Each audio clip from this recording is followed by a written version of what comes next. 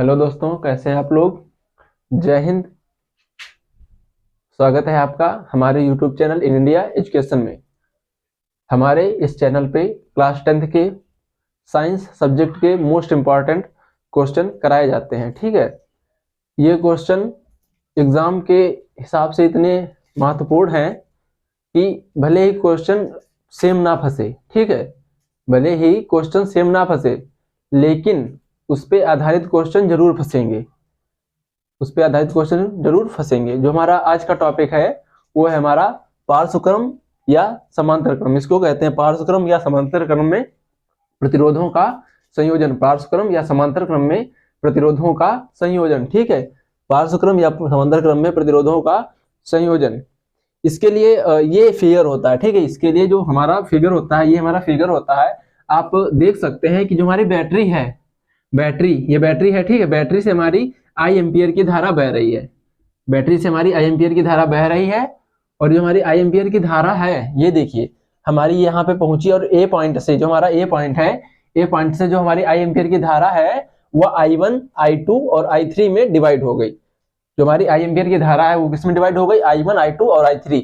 हम देख सकते हैं जो हमारी बैटरी से निकलने वाली आई एम्पियर की धारा जैसे ही ये जो समांतर क्रम में प्रतिरोधों का जो संयोजन है उसमें पहुंचे, ठीक है, समांतर क्रम का मतलब क्या होता है? समांतर का मतलब होता है ऐसे, ठीक है, ऐसे होगा या फिर ऐसे होगा। जो दो लाइनें होंगी, दो या तीन लाइनें, जितनी भी लाइनें हो एक दूसरे के समांतर होंगी। ठीक है, समांतर क्रम में प्रतिरोधों का संयोजन ये होता है। अब आप देख सकते हैं जो हमारी धाराएं हैं, जो हमारी धारा है आई एम्पियर की, जो हमारी धारा है वह जैसे हमारी यहाँ पे पहुंची है, जो हमारी प्रतिरोधों के पास पहुंची है, वैसे ही हमारी जो आई एम्पियर की धारा है वह काहे में डिवाइड हो गई? हमारी I1, I2 और I3। जो I1 धारा है हमारी वो R1 में पहुंच रही है। ठीक है, तो धारा हमारी काहे में डिवाइड हो रही है? धारा हमारी डिवाइड हो रही है, धारा हमारी डिवाइड हो रही है। जो हमारी आई एम्पियर की धारा है, आई एम्पियर की धारा है वह हमारी I1 plus I2 plus I3 हम देख सकते हैं जो हमारी आई एम्पियर की धारा है वह I1, I2 और I3 में क्या हमारी हो गई? डिवाइड हो गई। ठीक है, अब हमारी धारा जो डिवाइड हो गई है, जब धारा डिवाइड होती है तो उसके बीच का विभवांतर होता है वह समान होता है। ठीक है, इसके लिए इसलिए हमें मानना पड़ेगा कि जो ए और बी के बीच जो विभवांतर है, हमें मानना पड़ेगा कि ए और बी के बीच वी विभवांतर है। ठीक है, ए और बी के बीच वी विभवांतर। तो मान रहे हैं माना बिंदु ए व बी के बीच, क्या मान रहे हैं दोस्तों? माना बिंदु ए व बी के बीच, ए व बी के बीच वी विभवांतर, माना बिंदु ए व बी के बीच वी विभवांतर है। ठीक है, हमने माना है कि जो हमारा ए और बी के बीच में वी विभवांतर है। ठीक है, विभवांतर क्या है हमारा? वी। अब हम ओम का नियम लगाते हैं। ठीक है, ओम का नियम लगाते हैं, हम लिखते हैं ओम के नियम से, हम ओम का नियम लगाएंगे। अब हम लिखेंगे ओम के नियम से।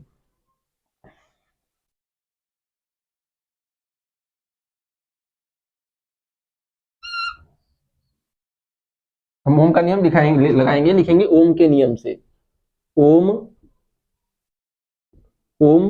के नियम से, ओम के नियम से।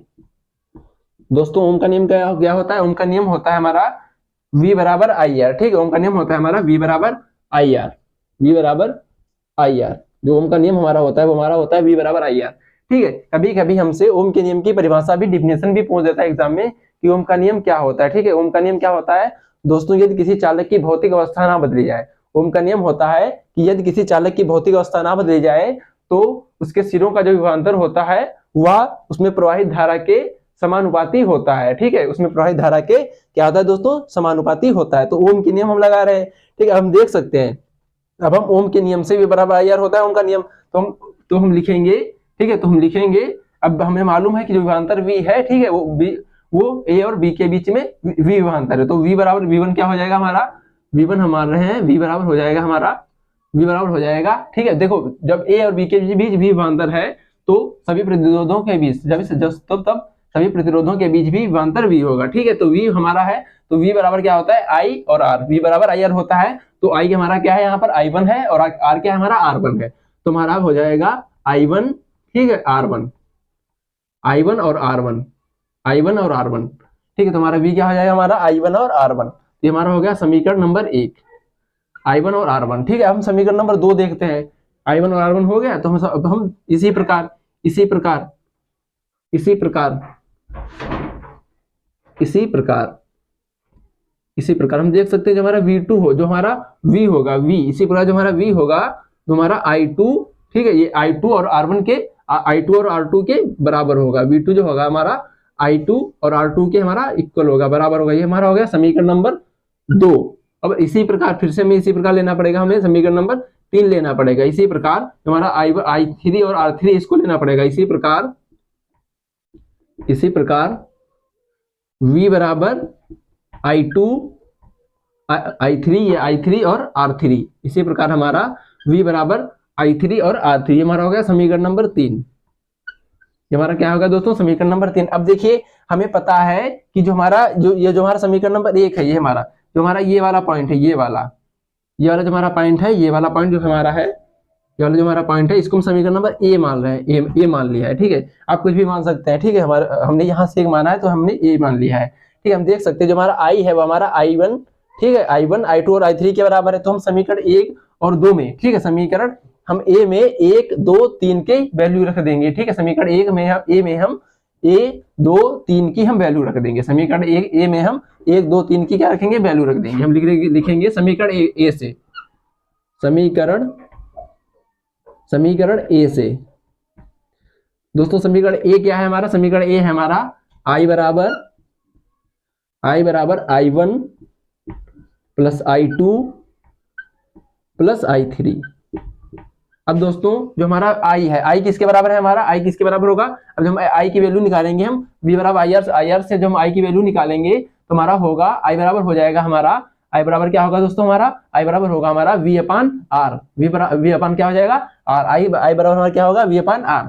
तो समीकरण 1 से देखिए जो हमारा I है वो हमारा V अपान R है, आया है, ठीक है। I हमारा क्या आया है, V अपान R आ गया है, ठीक है। अब देखिए हम अब I1 की वैल्यू क्या आएगी, समीकरण ए में हमने, ठीक है, ए से हमने 1 2 3 की हम वैल्यू रख देंगे, मतलब हमें I1 I2 और I3 की वैल्यू रखनी है। तो I1 की वैल्यू क्या आएगी, जब हमारी I की वैल्यू आई है V और R, V बटे R, तो हमारी I1 की वैल्यू क्या निकलेगी, हमारी V बराबर I1 R1, ठीक है। तो I1 हमारी क्या आएगी, हमारी I1 हमारी आएगी V अपान R1, I1 क्या आएगी V अपान R1, ठीक है। तो V अपान R1 हो गई I1 हमारी, I1 क्या होगी हमारी V अपान R1, ठीक है। अब I2 क्या होगी, I2 हमारी होगी V अपान, इसी प्रकार देखिए अब हमारी I2 क्या हो जाएगी, V अपान R2 हो जाएगी, कि नहीं हो जाएगी। तो हमारी I2 हो जाएगी V अपान R2, I3 हमारी क्या हो जाएगी, हमारी हो जाएगी I3 हमारी हो जाएगी V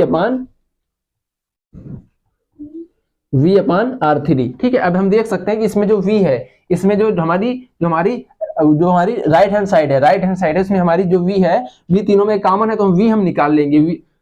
तो हम V क्या होंगे, हम V वैल्यू से निकाल लेंगे। V हमने क्या किया, हमने V निकाल लिया, V हमने कॉमन ले लिया। जब हम V कॉमन लेंगे तब क्या हो जाएगा, 1 अपान R1 प्लस 1 अपान R2 प्लस 1 अपान R3, 1 अपान R3। अब देखिए जो हमारा ये है V, ये हमारा गुणे में है कि नहीं है, हमारा गुणे में है, तो हमारा इधर क्या आ जाएगा, हमारा बटे में आ जाएगा। अब जब हमारा बटे में आ जाएगा तो ये V हमारा कट जाएगा, V कट जाएगा कि नहीं कट जाएगा। अगर हमारा V कट गया है तो हमारा सूत्र क्या आएगा, हमारा सूत्र आएगा हमारा 1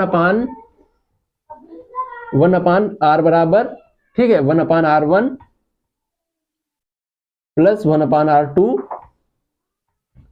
प्लस 1 अपान R3।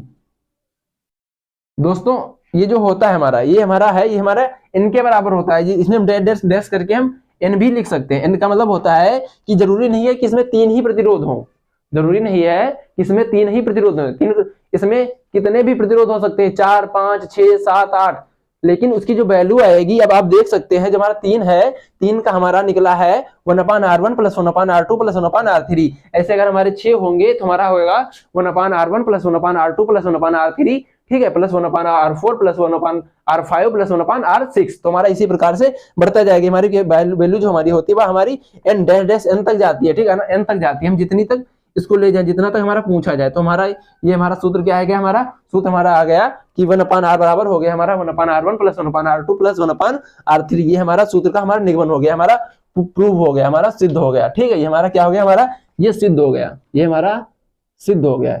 जो हमारा r1 है 1/r1 है वो हमारा 1/r जो है हमारा 1/r1 plus 1/r2 plus 1/r3 के बराबर होता है। इसमें एक पॉइंट करने की बात होती है, इसमें एक नोट करने की बात होती है। कभी कभी हमारा पूछ दिया जाता है एग्जाम में कि जो हमारी श्रेणी के जो हमारी समांतर क्रम में जो धारा होती है वह समान होती है, ठीक है, या भिन्न भिन्न होती है, या असमान होती है, ठीक है, या एक ही जैसी बनी रहती है। हमारा पूछा जाता है कि जो हमारी समांतर क्रम में धारा होती है, धारा का हमारा क्या होता है। तो हमें पता है कि जो हमारी धारा है समांतर क्रम में वह किसमें हो गई, हमारी डिवाइड हो गई है। धारा जो हमारी आई है, इसमें देख सकते हैं हमारी जो धारा आई है वो I1 I2 और I3 में हमारी डिवाइड हो गई है। तो हम लिख सकते हैं, इसमें नोट करके हम लिख सकते हैं, नोट करके हम इसमें लिख सकते हैं।